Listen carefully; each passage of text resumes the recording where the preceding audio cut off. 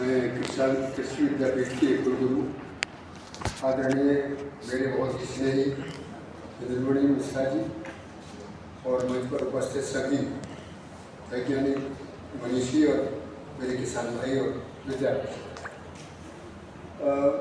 ज़्यादा समय नहीं लेकर मैं दरअसल 2-3 मुद्दों पर ध्यान दिलाना चाहूँगा। हमारे जब राष्ट्रीय कार्यक्रम की अवधारणा तय होती है तो उसमें 4 मुख्य कड़ी हैं: अनुसंधान, शोध, शिक्षा और नीति। और विगत समय में जब हम परिस्थितियों से देश को लेकर आगे चले तो सारे देश ने मिलकर इन चारों मुद्दों को एक रूपता में लेकर आए और हमारा लक्ष्य था कि हम अधिक उत्पादन में सफल होंगे और हम सफल हुए। लेकिन आज की परिस्थितियों में हमें फिर पुनः इनमें बदलाव की ज़रूरत है। इसलिए मेरा कुछ निवेदन है कि इसको यदि विद्यापीठ गंभीरता से लेता है तो पूरे देश के लिए, जो अभी मुझे जी कह रहे थे, मैं उनकी बात से सहमत हूँ। और अभी पहले नीलमणि कुलगुरु जी ने अभी एक कार्यक्रम में कहा था कि हम कुछ ऐसा सोच रहे हैं कि वो कार्यक्रम 5 वर्ष का ना हो बल्कि 50 वर्ष का हो। और मैं शुभकामना करता हूँ कि वो परंपरा के लिए, तो उस परंपरा में हमको सभी जो उपस्थित सचिव हैं वहाँ सभी को 3 मुद्दों पर गंभीर चर्चा करनी है। नंबर 1, अनुसंधान की दिशा अब प्रकृति व्यवस्था से होने की जरूरत है। अनुसंधान की दिशा यदि प्रकृति की व्यवस्था को नहीं उसमें केंद्र में रखेंगे तो जिस प्रकार से बाजार ने उसका अधिग्रहण किया है और वो लाभ केंद्रित शोषण के जाल में फंस गए, तो पूरे अनुसंधान की दिशा को बदलने की जरूरत है। वो अब लाभ से समृद्धि की ओर जाए।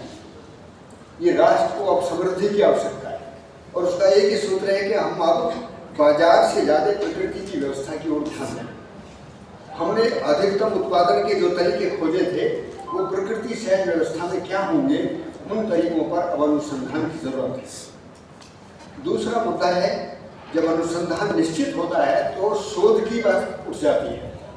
शोध का मतलब है कि अब वो किसानों के लिए बहुत उपयोगी कैसे होगा, सरल कैसे होगा, उन तक कैसे पहुंचेगा। आज जो हमारी शोध है वो स्पेशलाइजेशन के जरिए डाटाबेस प्रोग्राम में फंस चुकी है। तो मेरा आपसे निवेदन है कि हम डाटा से ज़्यादा उसकी प्रैक्टिकल अप्रोच को कैसे किसानों तक ले जाएं, इस पर शोध के लिए परिवर्तन की जरूरत है। मानसिक परिवर्तन का कार्य है। और जितने भी बच्चे हमारे शोध में हैं विश्वविद्यालय में, उन सबकी दृष्टि में ये आना चाहिए कि हमारा गोल किसान और कृषि की समृद्धि को लेकर है, ताकि राष्ट्रीय अर्थव्यवस्था का एक नया प्रारूप उभर कर आए। तीसरा मुद्दा है शिक्षा। शिक्षा का मतलब है कि अब हम उसको परंपरा में ले जाना चाहते हैं। एक सही कंटेंट और एक उसकी कैरिकुलम को डिज़ाइन करेंगे और उसके कंटेंट और कैरिकुलम के साथ उसको अब हम एजुकेशन पॉलिसी में लेकर जाएंगे, ताकि वो परंपरा हो जाए, हमारी आने वाली पीढ़ियों को जाए। हमारी आने वाली पीढ़ी हमारे ऊपर गौरव करे कि हमारे पूर्वजों ने हमको अच्छी मिट्टी दी थी, अच्छा पानी दिया था और एक बहुत अच्छा वातावरण दिया था। और बड़ी बात यह है कि इस समय पूरी दुनिया में लीनियर इकोनॉमी को लेकर जो सर्कुलर इकोनॉमी के लिए जो ट्रांसफॉर्मेशन के लिए आवाज़ उठी है, वो उसका जो सेक्टर है महोदय, वो केवल एग्रीकल्चर सेक्टर है।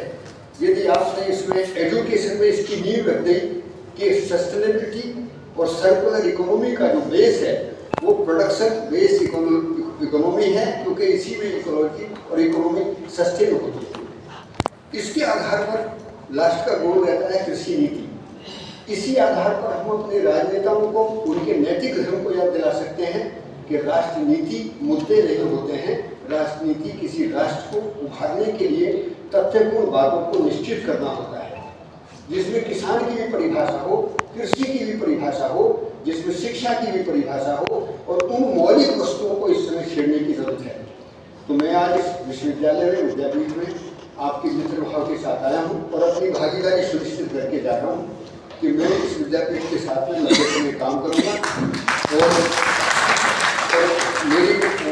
मेरी जो भूमिका है वो निश्चित तरीके से ये है कि मैं agriculture education, agriculture policy, agriculture certification standard और एग्रीकल्चर को लेकर किसानों की जो समस्याएं हैं, चाहे सर्टिफिकेशन की, अभी जो बात कह रहे थे सर्टिफिकेशन को लेकर, थर्ड पार्टी सर्टिफिकेशन से पहले हमको पार्टिसिपेटरी गारंटी सिस्टम पर बहुत गंभीरता से काम करने की जरूरत है।